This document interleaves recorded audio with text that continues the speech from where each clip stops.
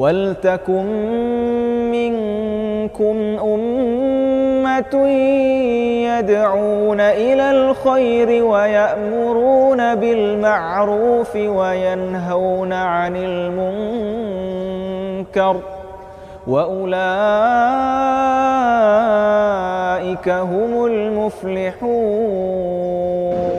Bismillahirrahmanirrahim.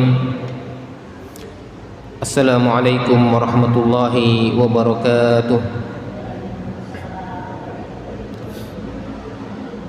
Alhamdulillahi rabbil alamin. Wassalatu wassalamu ala nabiyyina Muhammadin wa ala alihi wa sahbihi ajma'in. Allahumma salli ala Muhammad wa ala alihi wa sahbihi ajma'in. Amma ba'd. Jamaah sekalian, bapak-bapak, ibu-ibu, jamaah salat maghrib ingkang mugi-mugi tansah dirahmati dening Allah Subhanahu wa taala. Kita panjatkan puji dan syukur kehadirat Allah Subhanahu wa taala atas limpahan nikmat dan karunia-Nya.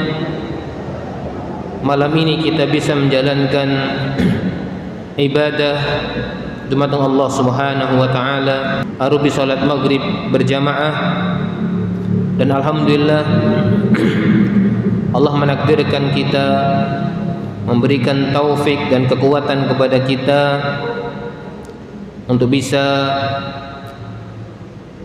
bermajlis di kajian Ahad malam Senin ini. Mudah-mudahan kita bisa mengambil ilmu yang bermanfaat yang bisa kita amalkan dalam kehidupan kita sebagai bekal untuk menghadap Allah Subhanahu wa taala. Hadirin sekalian yang dirahmati oleh Allah Subhanahu wa taala.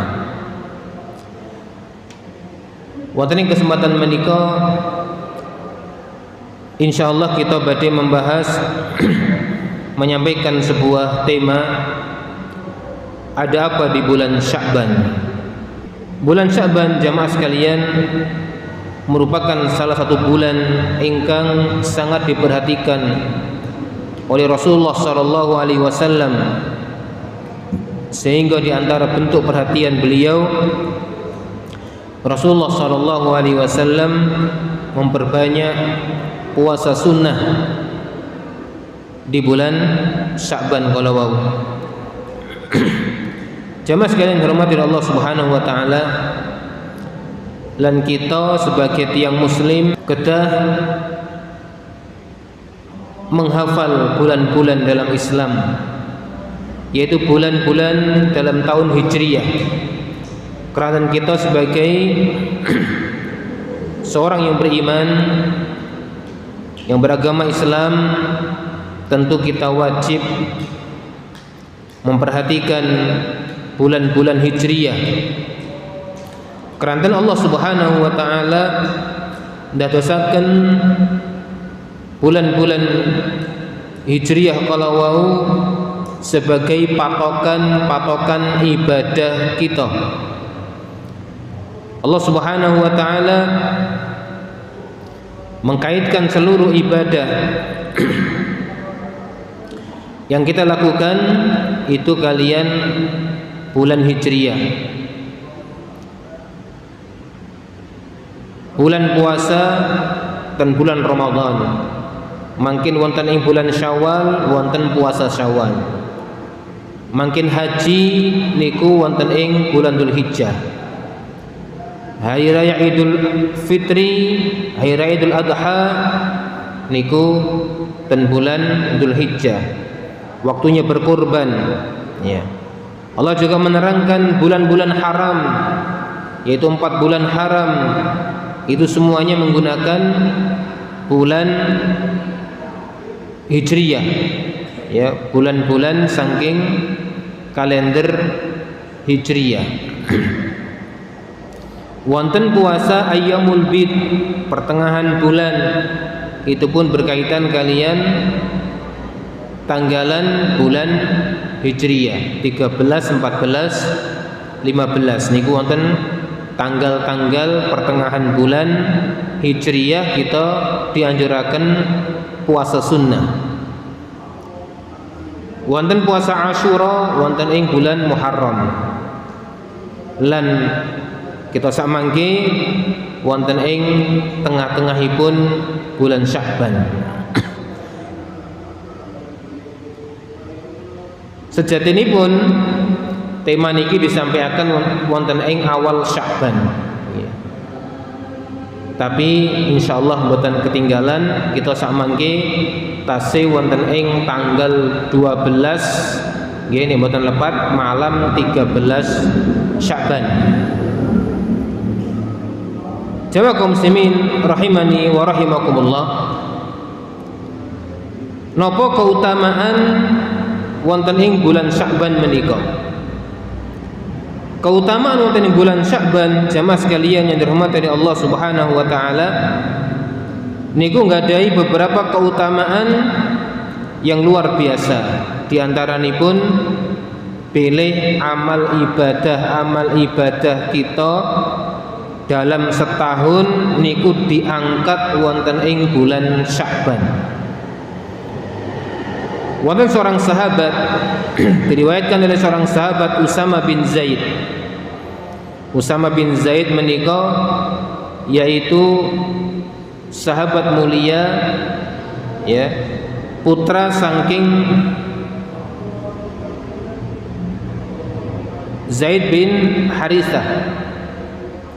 Usama bin Zaid menika putra saking Zaid bin Harithah, yaitu anak angkat Rasulullah sallallahu alaihi wasallam. Berarti Usamah ini berarti anak dari anak angkat Rasulullah sallallahu alaihi wasallam, sangat dekat dengan Rasulullah sallallahu alaihi wasallam. Usamah menika sahabat yang mulia ya. Dalam akhir hayat Rasulullah pernah diangkat menjadi seorang panglima perang. Ya, ini menunjukkan kemuliaan sahabat Usamah ini. Ya, sahabat Usama bin Zaid meskipun masih kecil, tetapi pernah diangkat, ditunjuk oleh Rasulullah SAW untuk memimpin sebuah pasukan besar. Ya, sebuah pasukan besar. Usama bin Zaid pernah bertanya kepada Rasulullah SAW, wahai Rasulullah, aku tidak pernah melihat engkau berpuasa di bulan-bulan sebanyak engkau berpuasa di bulan Sya'ban. Jadi ini karena orang yang sangat dekat dengan Rasulullah, maka Usama bin Zaid sangat mengerti perbuatan Rasulullah SAW karena merupakan anak saking anak angkat Rasulullah SAW, yaitu Zaid bin Harithah. Tetapi anak angkat menika sampun dilarang oleh Allah Subhanahu wa taala. Dahulu Zaid itu dipanggil dengan Zaid bin Muhammad.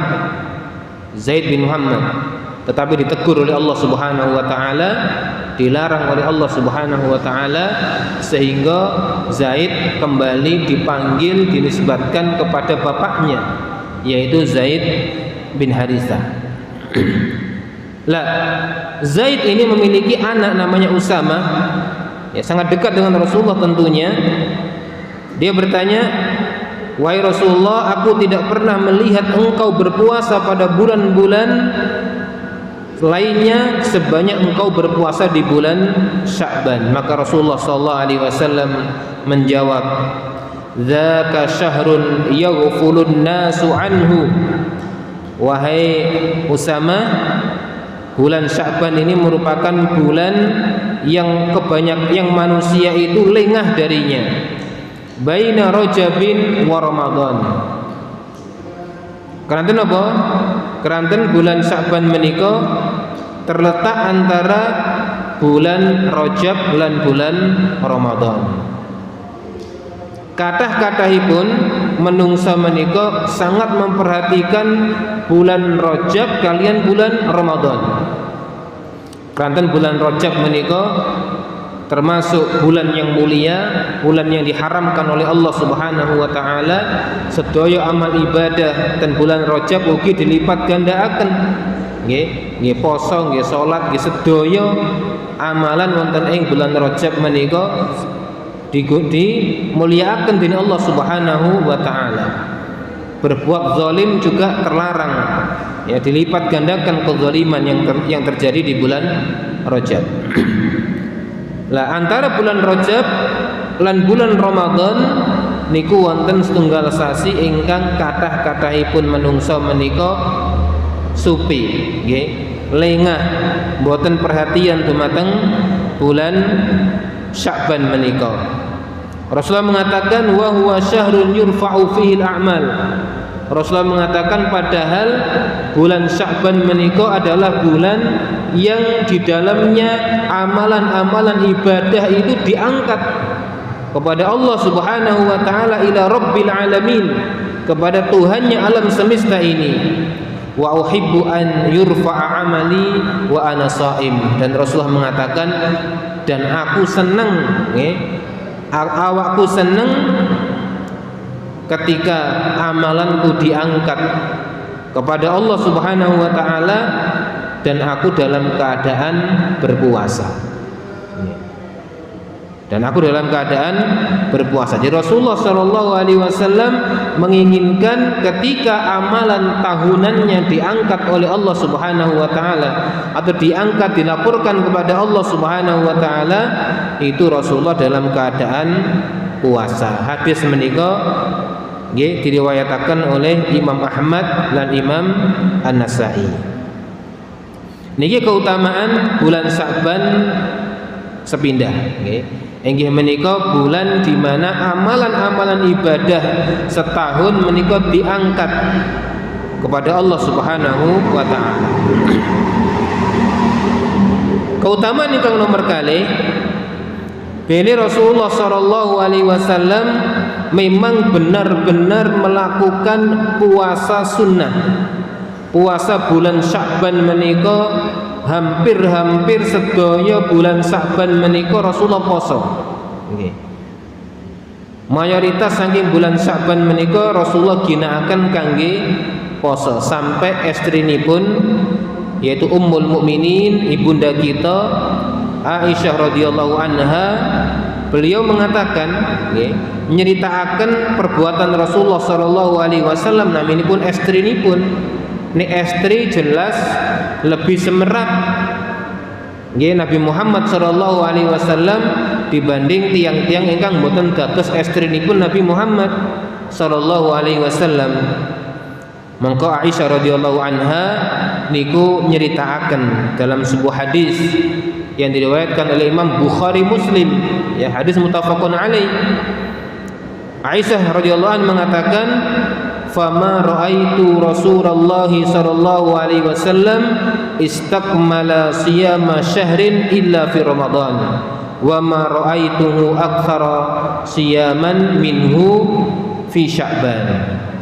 Ingkang artosipun, dan tidaklah aku melihat Rasulullah sallallahu alaihi wasallam menyempurnakan puasa 1 bulan penuh kejaba Ramadan. Dan aku, kata Aisyah, tidaklah melihat beliau puasa lebih banyak dalam 1 bulan melebihi bulan Sya'ban. Terus Rasulullah sallallahu alaihi wasallam niku mboten nate poso 1 bulan penuh kejaba Ramadan, lan mboten enten sasi ingkang Rasulullah sallallahu alaihi wasallam paling banyak melakukan puasa melebihi puasa beliau, puasa Rasulullah sallallahu alaihi wasallam wonten ing bulan Sya'ban.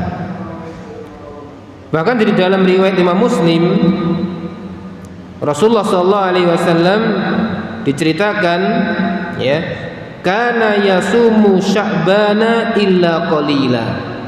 Adalah Rasulullah sallallahu alaihi wasallam berpuasa Sya'ban, ya, kecuali hanya sedikit hari-hari yang beliau tidak berpuasa. Bahkan dalam riwayat yang lain, ya, disebutkan kana yasumu Sya'bana kullahu. adalah Rasulullah sallallahu alaihi wasallam itu berpuasa Sya'ban seluruhnya. Ya, tapi perkataan sahabat ini itu dikomentari ataupun diterangkan oleh Al-Imam At-Tirmidzi rahimahullahu taala. Beliau menukil dari perkataan seorang ulama bernama Ibnul Mubarak. Ya, Ibnul Mubarak ini juga termasuk dari kalangan tabi'ut tabi'in. Ya. Ibnul Mubarak rahimahullah mengatakan bahwa dalam bahasa Arab apabila seseorang itu ya dikatakan ya berpuasa pada sebagian besar dalam satu bulan ataupun mayoritas hari dalam satu bulan, itu boleh dikatakan dia puasa selama satu bulan. Ya. Maksudnya pun kalau ada orang melakukan puasa Sya'ban seperti Rasulullah SAW puasa pada mayoritas hari-hari di bulan Sya'ban, itu bisa dikatakan telah berpuasa satu bulan penuh atau berpuasa pada seluruh bulan. Okay. Itu seperti kalau orang yang melakukan sholat malam, ya, dikatakan karena dia sholat malam tiap malam dan sangat panjang sholatnya, maka biasa dia katakan itu si fulan bapak itu sholat sepanjang malam. Ya. Sholat sepanjang malam maksudipun nggih mboten mantun maghrib langsung sholat terus sampai terbit fajar, nggih mboten. Sholat semalam suntuk, okay, atau dia dikatakan sholat sepanjang malam, niku maksudipun waktu sholatipun di malam hari niku panjang, okay. Meskipun mboten mesti mulai maghrib sampai subuh, tapi dia dikatakan sudah sholat semalam suntuk atau sepanjang malam. Padahal kan ada makan, dia mungkin juga makan, dia mungkin juga aktivitas-aktivitas yang lainnya. Ini yang disebutkan dalam Sunan At-Tirmidzi. Saking hadis ingkang kita waos kala wau niku nunjukaken nggih bilih amalan niku diangkat oleh Allah diangkat dumateng Allah Subhanahu wa taala, dilaporkan oleh para malaikat dumateng Allah Subhanahu wa taala, yaitu di bulan Sya'ban. Ya, di bulan Sya'ban. Padahal nggih hakikatipun sesuai dengan penjabaran para ulama dan hadis-hadis yang ada, pilih pengangkatan amal menika niku wonten 3 macam. Pertama, amalan niku diangkat setiap hari. Okay.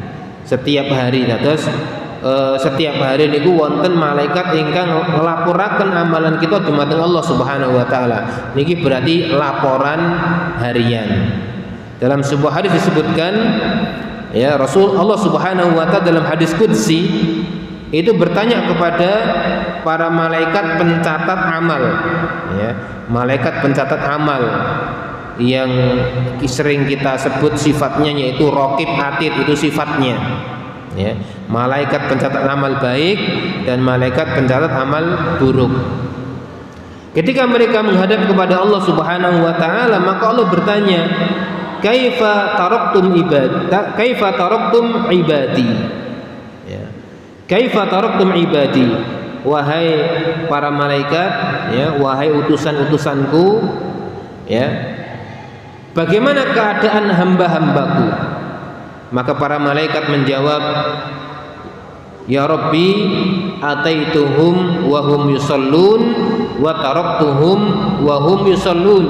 Ya, wahai Rabbku, ya, aku datangi hamba-hambamu mereka dalam keadaan sholat, dan aku tinggalkan mereka dan mereka pun dalam keadaan sholat. Ternyata memang para malaikat niku turunipun lan naikipun ten langit niku waktu subuh kalian waktu asar. Dados malaikat ingkang badhe mencatat amal atau yang bertugas di siang hari, mereka turun di waktu subuh. Ya. Kemudian yang bertugas di siang hari akan laporan kepada Allah itu maghrib, ya.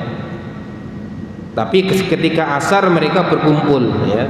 Kemudian setelah asar, ya, ataupun menjelang maghrib, malaikat pencatat amal baik di siang hari mereka membawa laporan kepada Allah Subhanahu wa taala.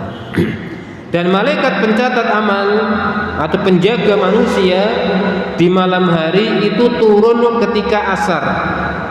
Turun ketika asar. Jadi bertemu antara malaikat yang sip tugasnya di siang hari dengan malaikat yang sip tugasnya di malam hari, itu bertemu ketika asar, sebagaimana mereka juga bertemu ketika subuh.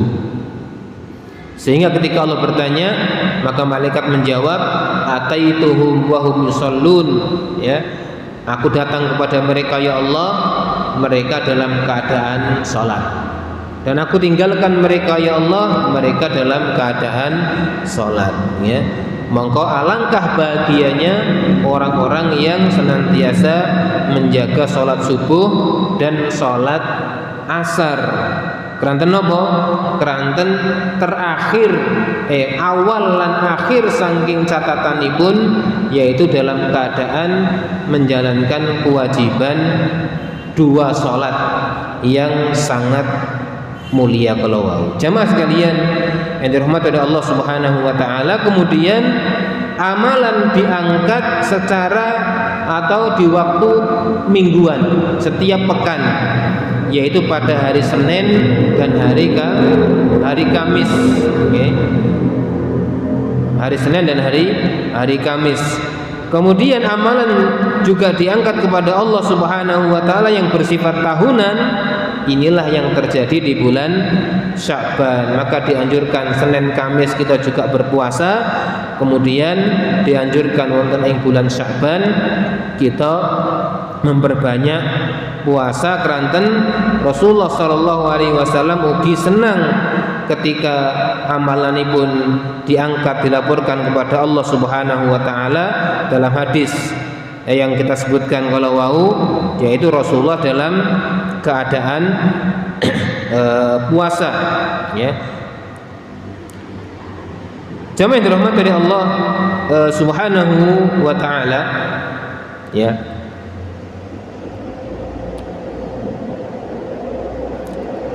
Semisal dengan pengangkatan amal ini, ya, semisal dengan pengangkatan amal ini, kenapa ada 3? Ya kita imani saja, karena ada dalil-dalil yang menunjukkan akan hal itu, ya. Sebagaimana penulisan takdir, ya, penulisan takdir itu juga ada 3. Takdir azali, ya, takdir azali yang telah ditulis oleh Allah Subhanahu wa taala 50.000 tahun sebelum Allah menciptakan langit dan bumi, ya. Kataballahu maqadiral khalaiqi qabla an yakhluqas samawati wal ard bi 50.000 sanah, ya. Allah telah menulis semua takdir makhluk ini sebelum Allah menciptakan langit dan bumi semenjak 50.000 tahun, ya, sebelum menciptakan langit dan bumi. Ini takdir azali. Kemudian dalam disebutkan ketika anak yang masih dalam kandungan ibunya itu umur berapa?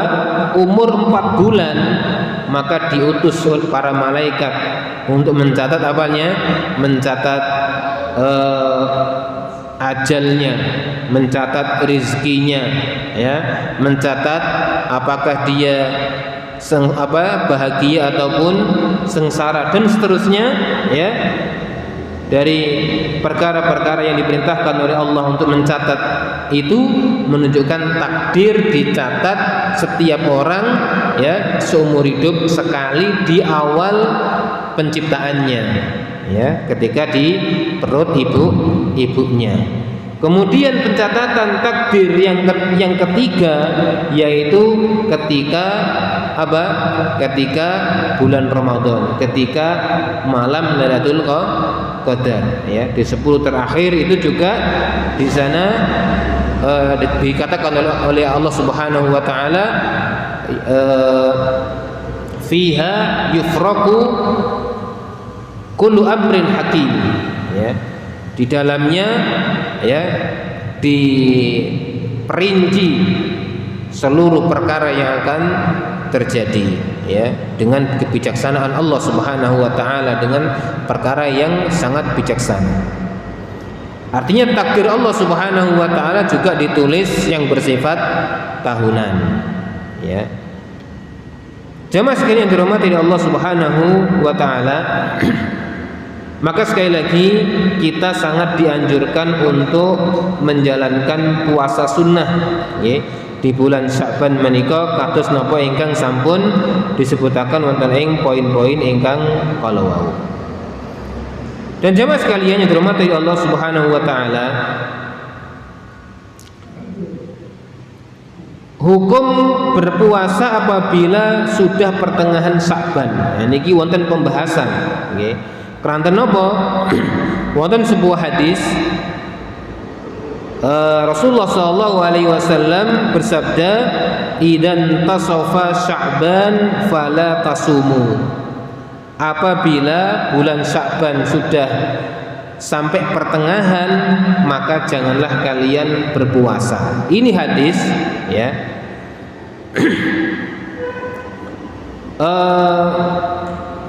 Para ulama berselisih pendapat hadis ini, ada yang mensahihkan dan ada yang mendhaifkan, ya.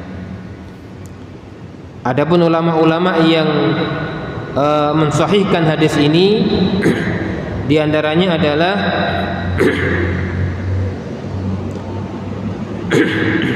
Imam At-Tirmidzi, Ibnu Hibban, Al-Hakim, At-Tahawi dan yang lainnya, termasuk juga ulama kalangan Syafi'iyah, ya, Imam Syafi'i, kalangan Syafi'i, mazhab Syafi'i, mereka melarang, ya, puasa ketika bulan Sya'ban sudah tengah-tengahnya, ya. Jadi mulai 16 Sya'ban sampai akhir, ya. Tetapi jamaah sekalian, ya, namun sebagian para ulama melemahkan hadis ini. Melemahkan hadis ini. Di antara yang melemahkan yaitu Imam Ahmad bin Hanbal, Abdurrahman bin Mahdi, Abu Zur'ah, Ibnu Ma'in. Ibnu Ma'in ini setingkat dengan Imam Bukhari, ya, semasa dengan beliau dan sangat teliti juga, ya. Dan yang lainnya. Artinya jumhur ulama, ya, mengatakan bahwa berpuasa meskipun melewati pertengahan bulan Sya'ban itu tetap dibolehkan, ya, tetap dibolehkan.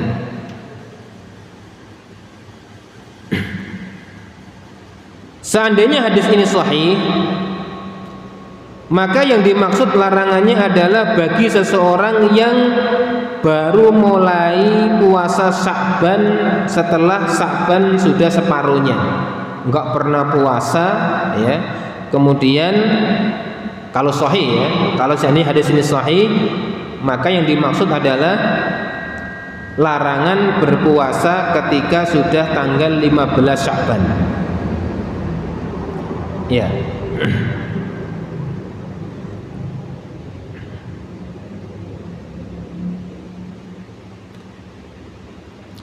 Berarti orang yang sudah pernah melakukan puasa sunnah di awal bulan Sya'ban, nanti sebelum pertengahan, maka tidak ada larangan bagi mereka, ya. Kalau seandainya hadis ini sahih, ya, tapi hadis ini ternyata apa? Dilemahkan oleh banyak para ulama yang lainnya, ya, sehingga bagi ulama-ulama yang melemahkan hadis ini, ya, berarti tidak mengapa, ya, seseorang itu meskipun belum puasa di awal Sya'ban, ya, tetapi di pertengahan Sya'ban dia baru puasa, ya, tidak masalah insyaallah taala, ya, wallahu a'lam bishawab. Oleh karena itu ini kita masih berada pada tanggal 12 ya. 12 Sya'ban yaitu malam 13. Berarti besok kita belum berada di nisfu Sya'ban. Kita besok masih tanggal 13, 14 ya, 15 ya. Maka ini adalah kesempatan bagi kita untuk memulai puasa Sya'ban ya. Apalagi besok ini hari Kamis ya, hari Senin ya. Hari Senin nanti kita lanjutkan hari Selasanya, atau kalau enggak mungkin Kamisnya ya. Yang penting kita memperbanyak puasa di bulan Sya'ban menika. Jamaah sekalian dirahmati oleh Allah Subhanahu wa taala ya. Kemudian di dalam bulan Sya'ban niki, terutama di akhir-akhir Sya'ban mangke niku kita wonten larangan saking Rasulullah sallallahu alaihi wasallam, kita tidak boleh mendahului Ramadan kalian puasa sehari atau 2 hari. Rasulullah sallallahu alaihi wasallam bersabda dalam hadis yang diriwayatkan oleh Imam Bukhari Muslim, la taqaddamu ramadhana bisawmi yaumin wala yaumaini illa rajulun kana yasumu sauman falyasumhu. Janganlah kalian mendahului Ramadan dengan puasa sehari atau 2 hari ya, kecuali seseorang yang biasa berpuasa, maka silahkan dia berpuasa meskipun tempatnya ada di 1 hari ataupun sebelum 1 hari ataupun 2 hari sebelum bulan Ramadan. Contohipun nggih, seseorang niku katakan bulan Sya'ban tanggal 28 nggih. Sya'ban tanggal 28 benjing 29 nggih. Sya'ban lah itu baru puasa ya. Melakukan puasa menyambut kedatangan bulan Ramadan lah, atau apa niatnya, atau dia mungkin hati-hati barangkali nanti Ramadannya itu ternyata besok ya, maka lebih baik dia melakukan puasa jaga-jaga, atau untuk yang lainnya ya, menyambut bulan Ramadan ataupun yang lainnya. Maka Rasulullah SAW telah melarang ya, la taqaddamu ramadhana, janganlah kalian mendahului bulan Ramadan bisaumi yaumin wala yaumain, meskipun dengan puasa 1 hari ataupun 2 hari. Nah, illa rajulun kana yasumu sauman falyasumhu ya. Kecuali kalau ada seseorang yang telah terbiasa melakukan suatu puasa, maka enggak apa-apa dia terus berpuasa, melakukan puasa tersebut. Artinya kalau seandainya ya akhir Sya'ban itu jatuh hari Kamis atau hari Senin, lah besoknya Ramadan, maka orang tadi karena kalau sudah terbiasa puasa Senin Kamis, ternyata Seninnya itu akhir Sya'ban atau Kamisnya itu akhir Sya'ban, maka ini yang diperbolehkan, ini yang dikecualikan oleh Rasulullah SAW, tetap boleh berpuasa. Oke, meskipun besok itu Ramadan.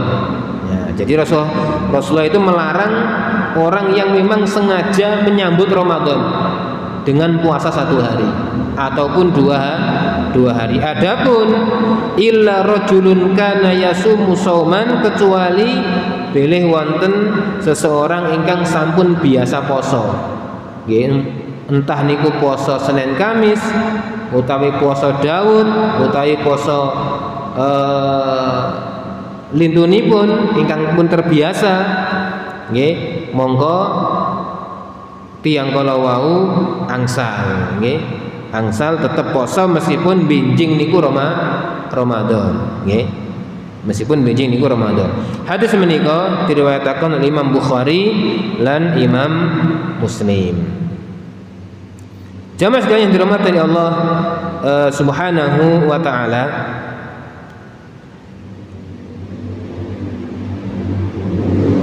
Hadis menika oleh para ulama ya disimpulkan ya.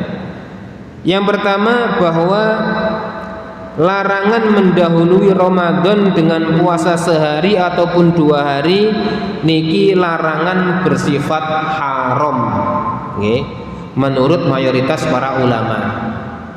Dados niki justru ibadah niku haram nggih terlarang.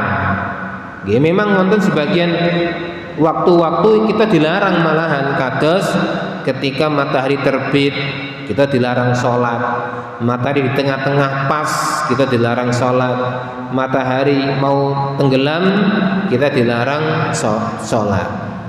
1 Syawal kita dilarang poso, 10 Dzulhijjah lan hari-hari tasyrik 11, 12, 13 kita dilarang poso. Nah nek tiyang poso ten hari-hari terlarang kalau wau kita tambah dosa. Nah niku haram.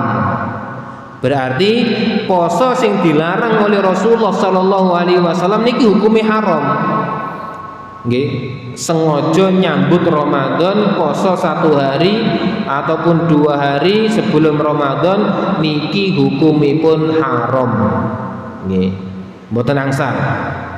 Nek sampun jelas katakan poso Ramadan niku napa Sya'ban niku sampun tanggal 28 nggih aja poso nggih 28 29 30 Sya'ban niku mboten angsal poso haram nggih haram hukumipun keranten napa dilarang oleh Rasulullah sallallahu alaihi wasallam poso la taqaddamu ramadhana bisaumi yaumin wala yaumaini, janganlah kalian mendahului Ramadan dengan puasa sehari ataupun 2 hari ya, kecuali yang sudah memiliki kebiasaan puasa tertentu kemudian bertepatan dengan akhir Sya'ban sebelum Ramadan. Nomor kali kesimpulan saking hadis larangan kalau wau nggih hadis Bukhari Muslim kalau wau kesimpulanipun inggih menika boleh berpuasa sebelum Ramadan bila waktu Ramadan masih ada jeda 3 hari nggih 3 hari ke atas. Sya'ban masih tanggal pinten? Sya'ban masih tanggal 26 27 28 29 atau bahkan 4 hari sama 30. Nah, kalau 3 hari ke atas niku kita angsal poso nggih, poso Sya'ban. Tetapi kalau sudah mendekati tidak boleh. Ya, niki. Kemudian nggih nomor 3. Jadi boleh mendahului Ramadan dengan puasa yang sudah menjadi kebiasaan. Nih, katakan Ramadan jatuh hari Jumat, kebiasaannya poso Senin Kemis, poso Kemis. Ramadane dina Selasa, poso Senin. Pun biasa niku mboten napa-napa. Mboten napa-napa. Lah nek poso wajib, niki wonten pertanyaan. Enggak ada utang karek sedina. Mben wis poso. Nggih. Berarti 1 hari kalau wau itulah kesempatan terakhir piyambakipun bayar posonipun. Nggih wajib poso. Keranten niku posone wajib. Dan kesempatan hanya sehari. Nggih katakan poso niku dinten Jumat utawi poso niku dinten Kemis. Nggih. Kemudian hari Rabu kesempatan terakhir kangge nyaur poso kantun setunggal. Nah niku kedah wajib poso ki mbakipun. Keranten napa kesempatan nyaur, kesempatan bayar utangipun nggih kantun 1 hari menika. Jamaah sekalian dirahmati Allah Subhanahu wa taala. Dados kene apa? Poso kok dilarang. Lho nggih. Niki kene apa poso kok dilarang?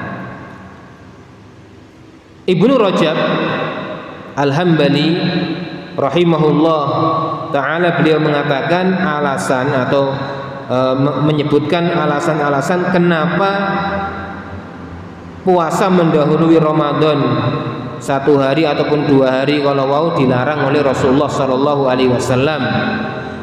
Kaping sepindah niki sebagai kehati-hatian untuk menjaga bulan Ramadan. Jangan sampai Ramadan menika ketambahan kalian poso-poso di luar Ramadan. Bulan Ramadan 30 hari atau 29 hari. Kemudian jangan sampai ibadah kalau wau ditambah kalian poso-poso ingkang boten berkaitan kalian Ramadan. Karena nambah-nambah ibadah niku nggih boten sae. Kadang-kadang tiang sholat isya 4 rakaat. Engko nah sholatku sak rakaat iku ndara dadi tak tambahane sak rakaat. Nggih mboten angsal. Nggih. Sing penting nambah-nambah ibadah niku nggih mboten angsal. Nggih. Kados tiyang niku kok nambah qomat. Nggih. Sadurunge qomat kok maca lintunipun. Nah niku mboten angsal. Nggih. Utawi mantun qomat Allahu Akbar la ilaha illallah terus ditambahi kalimat-kalimat ingkang lintu la haula wala quwata illa billah atau ditambahi napa ingkang lintu malih. Nah niku mboten angsal. Kados Ramadan niki kene apa Rasulullah sallallahu alaihi wasallam melarang poso sebelum Ramadan.